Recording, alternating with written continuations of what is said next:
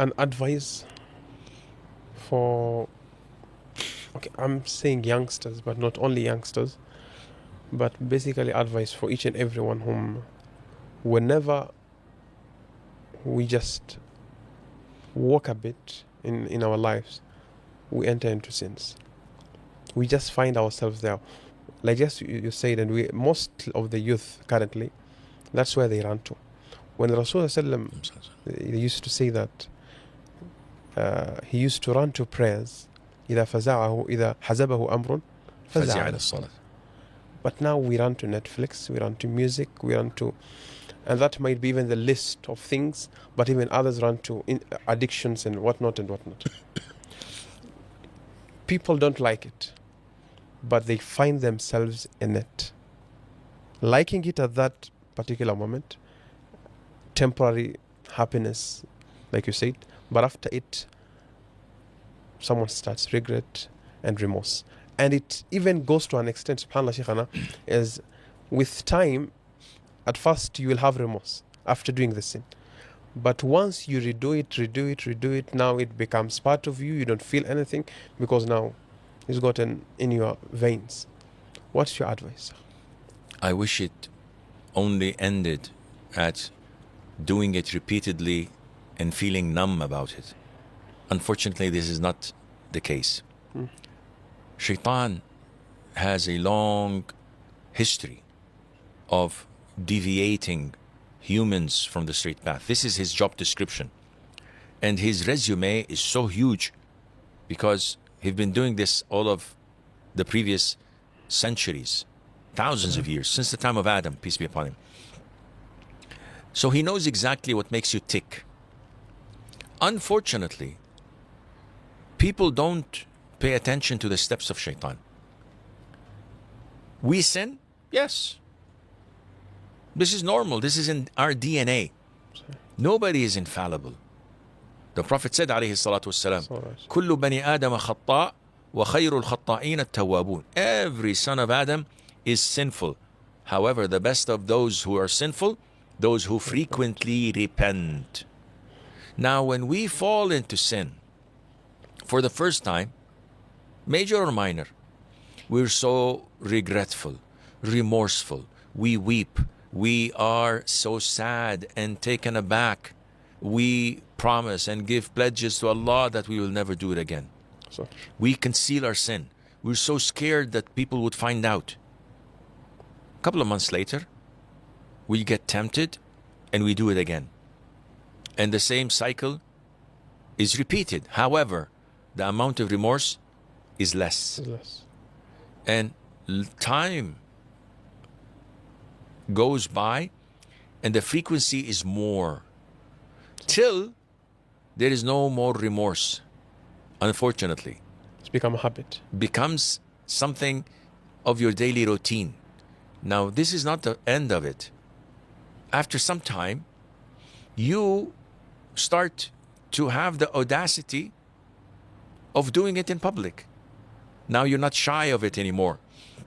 So not that you don't do sins. No, you do sins and you do it publicly because you're not afraid or not ashamed of people finding out. And that is not even the end of it. The end of it is when you become an advocate and a caller, an imam to hellfire. So instead of doing it secretly and being remorseful, you're doing it publicly. And not only that, you're encouraging people to follow suit. Like Uthman ibn Affan, may Allah be pleased with him, said, وَدَّتِ الزَّانِيَةِ لَوْ أَنَّ كُلَّ النِّسَاءِ زَنَيْنِ.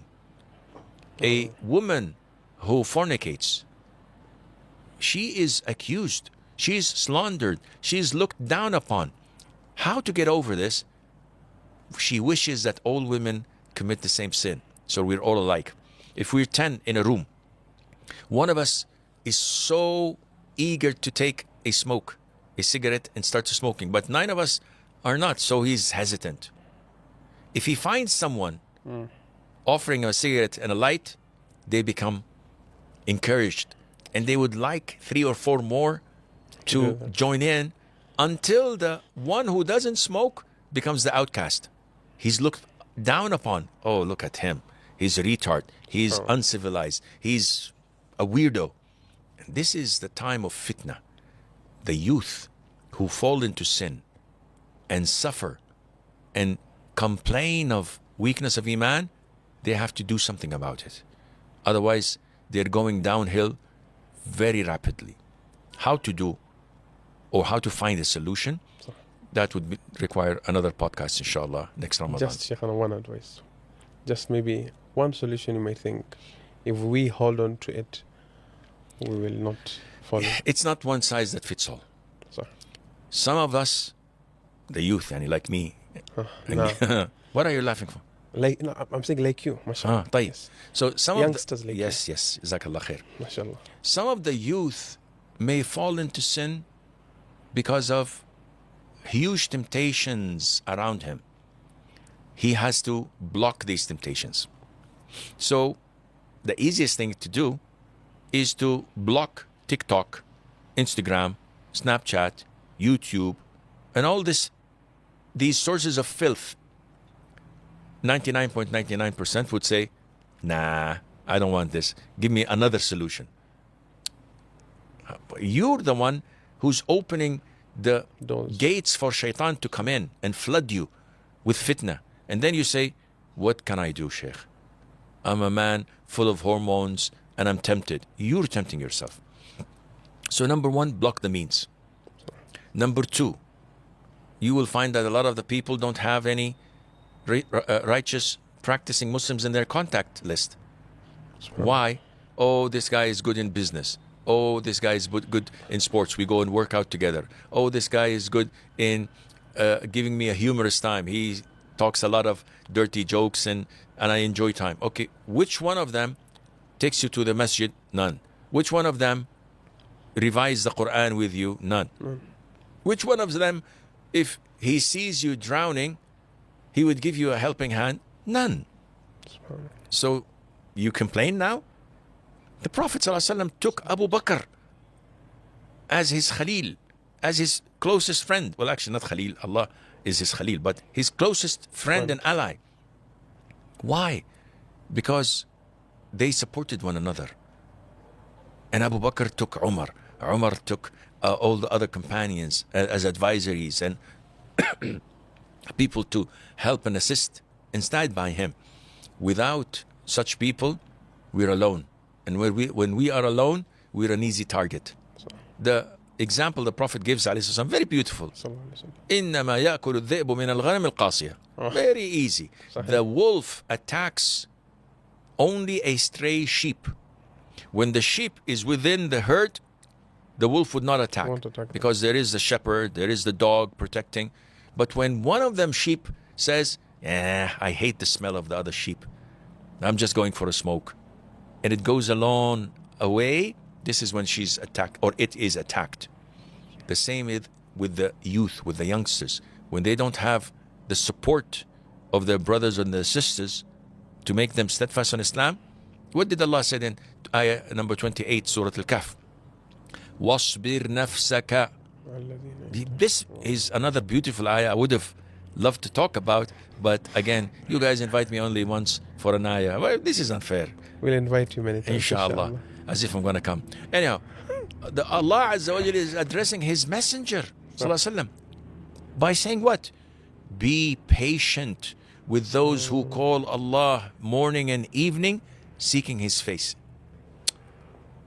Allah is addressing the Prophet to be patient with them and not to look elsewhere, wanting the prompts of this worldly life.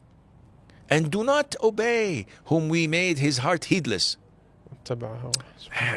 This beautiful ayah, but again, maybe I leave the floor for someone else to come and talk about it.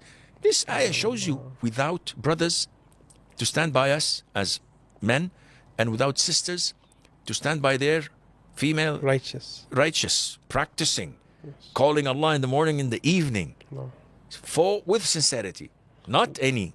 Sheikh, why did Allah say wasbir? Be patient. Because it takes patience. I won't like associating myself with someone Every time I sit with him, he reminds me of death, of the hereafter, of hellfire. Every time I open my mouth, he says, قال الله قال الرسول.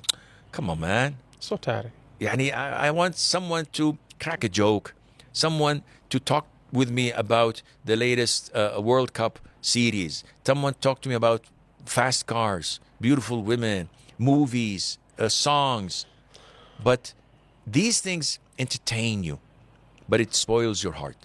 But when you sit with these folks who remind you of Allah and get you closer to Him, you need patience.